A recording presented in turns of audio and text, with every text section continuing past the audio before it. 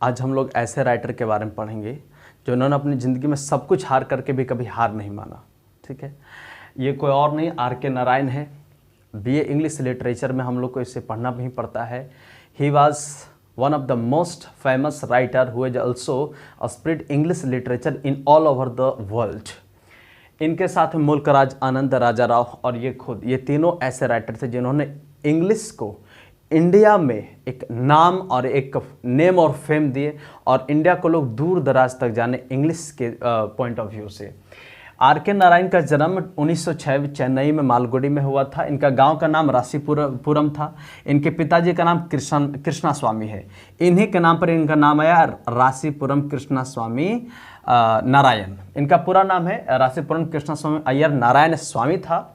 ये अपने इनके पिताजी चूँकि टीचर में थे तो कई जगह इनको जाना पड़ता था, एक जगह से दूसरी जगह हर समय ट्रांसफ़र होते रहता था।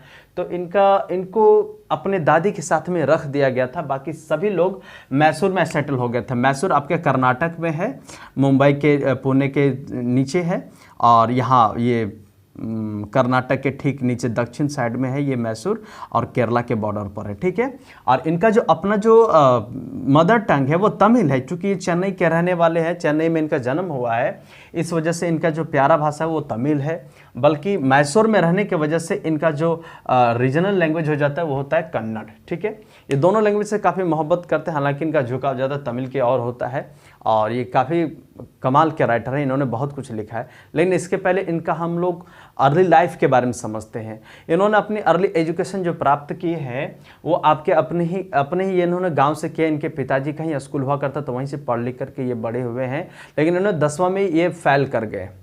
1924 में ये 10th का एग्ज़ाम में बैठते हैं और ये फेल हो जाते हैं। अगेन ये कोशिश करते हैं और इन्होंने इंटरमीडिएट 1927 में इन्होंने इंटरमीडिएट का एग्ज़ाम दिया, उसमें भी ये फेल हो जाते हैं। इनको पढ़ाई लिखाई में फिर इनको दिल टूट जाता है, लेकिन फिर भी इन्होंने खूब ज़्यादा मेहनत करते। कुछ दोस्तों के ये में आ करके दोस्त इनको कहते नहीं भाई तुम्हें करना चाहिए, ऐसे करो वैसे करो। ऐसे करने के साथ साथ इन्होंने ग्रेजुएशन 1930 में पास करी। ठीक है, उसके बाद इनको लंदन पढ़ने के लिए भेज दिया जाता है, इंग्लैंड भेज दिया जाता है, जिनका वहाँ पर फ्रेंड ग्राहम ग्रीनी सब मिलते हैं जो बहुत ज़्यादा इनके जीवन में सहयोग करते हैं। इतने सारा काम करने के बावजूद जब 1930 के बाद इनके जीवन में 2-3 बार जब ये फेल हो जाते तो इनके जीवन में बहुत ज़्यादा असर पड़ता है। असर पड़ने के बाद फिर क्या होता है, ये इनका दिलचस्प होता है कि he was fond of reading many types of the book और different type of the books. इन्होंने बहुत सारा बुक्स को रीडिंग किया, पढ़ाई किया। अपने परिवार को भरण पोषण के लिए इन्होंने एक क्लर्क का जॉब करना स्टार्ट कर दिया और साथ साथ में इन्होंने कभी भी लिखना छोड़ा नहीं। ठीक है, फिर बाद में क्या होता है, जब क्लर्क के जॉब से ये परेशान हो जाते हैं तो परेशान होने के बाद ये फिर इन्होंने टीचिंग स्टार्ट कर ली, अपने गांव में ही पढ़ाना स्टार्ट कर दिया इन्होंने। अब पढ़ाने के साथ साथ फिर इनको लगा यार बड़ा बेतुका काम है, मूड खराब हो जाता है, हमेशा चपर चपर करते रहो। ऐसा काम करके इन्होंने क्या किया कि फिर से इन्होंने जर्नलिस्ट को ज्वाइन किया।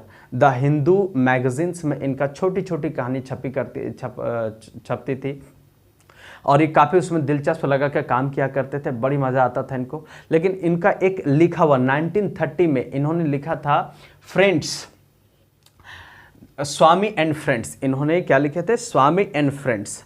और ये कहानी को लेकर के ये अपने ही कुछ मतलब वो बैच होता है जहाँ स्टूडियो जहाँ पब्लिश होता है बुक, वहाँ पर ये दिखाते हैं, जो कि वहाँ इनको रिजेक्ट कर दिया जाता है। लेकिन इनका जो दोस्त है ग्राहम ग्रीन, उन्होंने इस चीज़ को देखा, उसका ड्राफ्टिंग को देखा, उसको अच्छा लगा तो इन्होंने इसको कॉपरेट किया, उन्होंने मदद किया इस बुक को पब्लिश करवाने में। ये सब जब पब्लिकेशन होते ही रहा तो इनके जीवन में एक मूवमेंट आता है जो इनका लव अफेयर होता है। ठीक है, ये कोयम्बटूर में इनकी दीदी रहती है, जहाँ पर ये अपने जाते हैं। वहाँ पर एक लड़की होती है जिसका नाम होता है राजम से इन्होंने इश्क कर लिया। इश्क करने से क्या होता है, ये उनके बगैर रह नहीं पाते हैं। नहीं रहने की वजह क्या होता है कि वो जो लड़की होती है इनको काफ़ी अधिक इनको लगता है कि उसके बगैर हमारा ज़िंदगी कुछ हो ही नहीं सकता है। ऐसा है कि सब कुछ उसके नाम कर दूं और उसके लिए जीना स्टार्ट कर दूं, ऐसा इनके जीवन में एक असर पड़ जाता है, आदत लग जाती है। इन्होंने बहुत झेला उस चक्कर में, बहुत ज़्यादा उनके पापा को मनाने गए। उनके पापा, लड़की के पिताजी सिर्फ इसलिए शादी के लिए रेडी नहीं हो रहे थे क्योंकि इनकी और उनकी कुंडली मैच नहीं हुआ करता था। कुंडली मैच करने का चक्कर क्या है, ये एक ब्राह्मण परिवार में जन्म लिए थे और ब्राह्मण परिवार में जन्म लेने की वजह से क्या होता है, बहुत सारे लोग, ये कुंडली होता है, ग्रह होता है, गोत्र होता है, ये सब चीज़ को मिलान किया जाता है, गुण होता है, बहुत सारी चीज़ होती है, मैच करना होता है। जब ये नहीं मैच हुआ तो इनके पिताजी इनको सीधे रिजेक्ट कर दे रहे थे कि नहीं, मेरी बेटी आपके साथ एलिजिबल नहीं, मैं इनके शादी नहीं कर सकता। बहुत सारा इन्होंने फसाद फैलाया, उसके बाद इन्होंने शादी कर लिया। शादी करने, इनका शादी हो गया 1934 से लेकर 35 में हुआ है शादी। शादी करने बाद इनकी जो गाड़ी की जो रफ्तार होती है डेवलपमेंट का, वो ज़बरदस्त रूप से हाई जाती है, एकदम ज़बरदस्त रूप से हाई।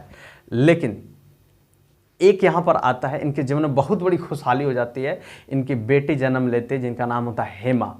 हेमा को ये दोनों मिलकर इतने मोहब्बत करते, इतने मोहब्बत, बहुत खुश ज़्यादा रहते हैं। लेकिन होता क्या है, समय का चक्र ऐसा चलता है कि इनका प्यार इनसे छिन जाता है और ये इनकी मोहब्बत, यानी इनकी पत्नी का डेथ 1939 में हो गया। ये पागल से हो गए।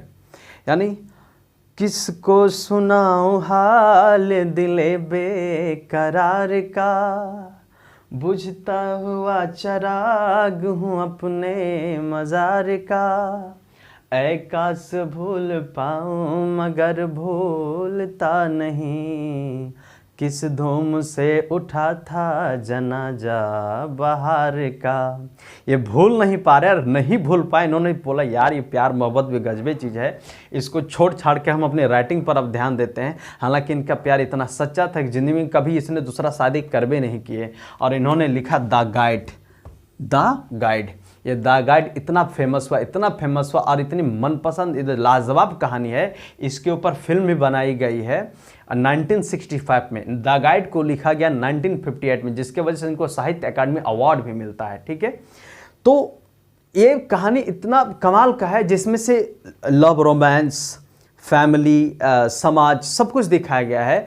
और इसमें से ये बताया गया था कि love is not more important than the soul. ठीक है, कि सब कुछ जरूरी नहीं कि सब कुछ ज़िंदगी में पालें, जरूरी ये भी है कि ज़िंदगी में समाज के लिए कुछ कर जाएं।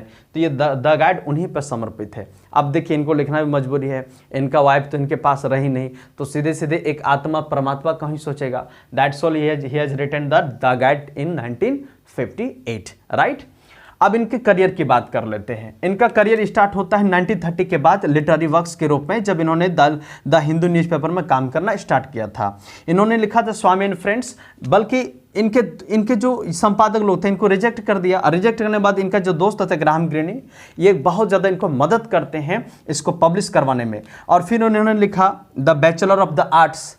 ये the bachelor of the arts इन्होंने 1939 में लिखे थे। और उनके बाद फिर ये लिखे द इंग्लिश टीचर। ये सारा जो बुक है ये इनके अपनी आत्मकथा यानी बायोग्राफी पर बेस्ड है। फिर ये इतने ज़्यादा अपने आप को रीझ लिए, मतलब he has to resolute person about the writing section of English literature. बहुत ज़्यादा इनको पसंद आता था लिखना, अपने आप को पूरा टोटल समर्पण कर दिए। जब ये 12 साल के खुद थे तब इन्होंने स्वतंत्रता संग्राम में भाग लिया था। तो इनका एक दिलचस्प था कि कहीं ना कहीं एक समाज को, अपने देश के लिए कहीं ना कहीं कुछ ना कुछ योगदान जरूर दें। हालांकि अपने जीवन में बहुत ज़्यादा फेल हुए, पर मैटर नहीं करता कि आप कागज़ के 2 पन्नों में आप फेल हो जाएं। आप जिंदगी में कभी फेल होना नहीं चाहिए। इन्होंने इस चीज़ को मान लिया था। फिर इन्होंने क्या किया वो ध्यान दीजिएगा। द गाइड को लिखने के बाद इनको साहित्य अकादमी अवार्ड प्राप्त किया गया था 1960 में।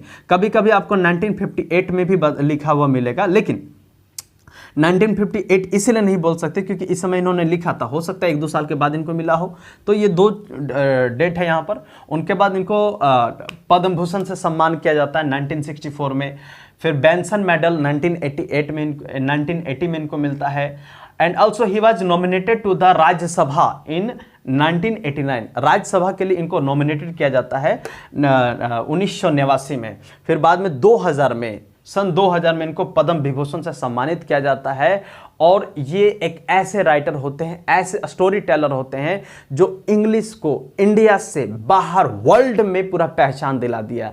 ये 3 राइटर, मुल्क राज आनंद, राजारा और R.K. Narayan. He was the God father of the English literature in the India. And ये इतने बड़े हमारे जो स्टोरी टेलर है, ये महान वक्ता जो रहे हैं स्टोरी टेलर के, और कन्नड़ में, तमिल में इन्होंने जो लिखा है, इस महान अभिव्यक्ति का जो डेथ हुआ है वो आपका 13 मई 2001 में हुआ है। तो इसके ऊपर जो चीज़ बताना था मैंने आपको बताया। इसके ऊपर जो क्वेश्चंस आते हैं इंग्लिश लिटरेचर में, ये हम आपको अगले वीडियो में बताएंगे। तब तक के लिए थैंक यू, जय हिंद।